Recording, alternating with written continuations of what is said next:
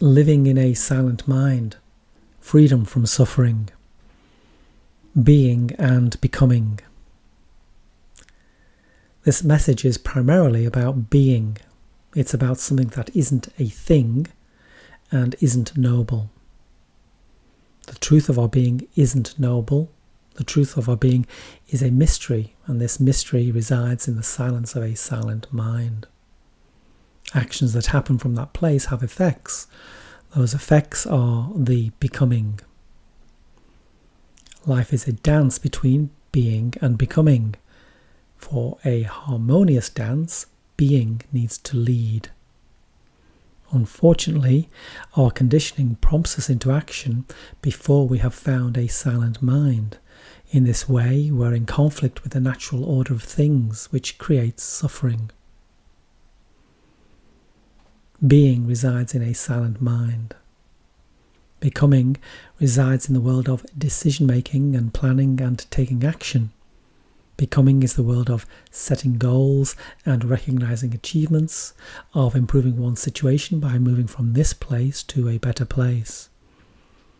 All of which are important, but if the becoming isn't grounded in being, then suffering ensues.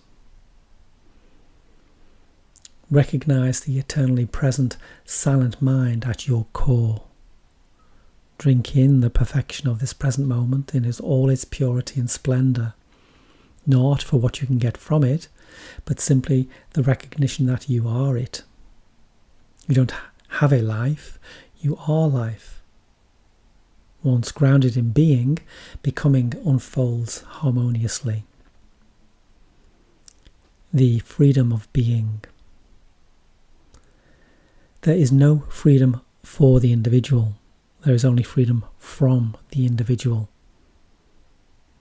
The peace and harmony of a silent mind is not something that adds to the story of you. Peace comes from the realization that the story of you is an illusion, which in turn releases you from suffering. A silent mind isn't another version of yourself that you can embrace to help cope with life's difficulties. It's not another story to believe in. It's the recognition that the peace and serenity live in the space that's left once the story of you is seen through. You are the peace you desire. You are a silent mind. To recognize this truth, turn inward. The inability to see beyond our stories of fear and concern creates a world that reflects those anxieties. What appears outside is a reflection of what is within. The truth of your being lies within.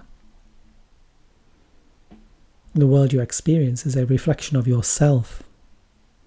When you enter a silent mind, you're experiencing exactly what's happening without your story distorting perception. This is being. This is seeing what's true, seeing unfiltered reality. It's not paradise or perfection. It's just all very ordinary and simple. A simple life. To accept and be content with what's happening isn't the sole preserve of an enlightened master. It's a natural way of being that's available to anyone with an open heart and the right intention. All your striving to create a better story obscures a silent mind. Open your heart to self-enquiry. All that's necessary is to let go of the idea of being someone, along with all the striving that entails, and to relax into simply being. The pressure we put on ourselves to be someone brings stress and anxiety. Recognizing our true nature frees us from wasted effort and unnecessary suffering. The truth of your being isn't about finding your calling or your purpose. Neither is it about being the best version of you. All of which simply adds to your story. Your true nature isn't to be found in the world out there or imagining what you would like to become. It's not to be found in your intellectual understandings or future dreams. The curious paradox is that once you've reconnected to the present moment through living in a silent mind, you are no longer being driven by outcomes, and there's actually a greater potential to manifest all the aforementioned aims and dreams, and perhaps more besides. When a feeling of lack or neediness isn't driving you, you're not defined by outcomes, which allows you to live fully in the present. Outcomes belong in the future and should be left there. See them as a potential bonus rather than an obligatory reward. Your true nature is the part of you that's untouched by your history and free from outcomes and conditioning. It's the part of you that is truly alive in the here and now. It's this life force that's continually flowing through you. The miracle that's breathing life into you. The body has an innate intelligence for life. If we could only step aside from our thinking mind and allow the miracle of our being to live in freedom. Stepping aside. You're in the way of life. Stepping aside is recognizing what is false, recognizing you are not what you think. Seeing what is false, seeing the illusion of the story of you and how it's created by your thinking mind. The thinking mind is full of doubt and fear. Listen as the voice in the head restricts and controls through fear. The voice in the head is a constant backdrop to your inner world, continually ruminating upon unsettling and uneasy feelings of worry and concern. It's quick to judge and continually compares itself with other. Always on guard, it seeks out potential problems, difficulties and threats.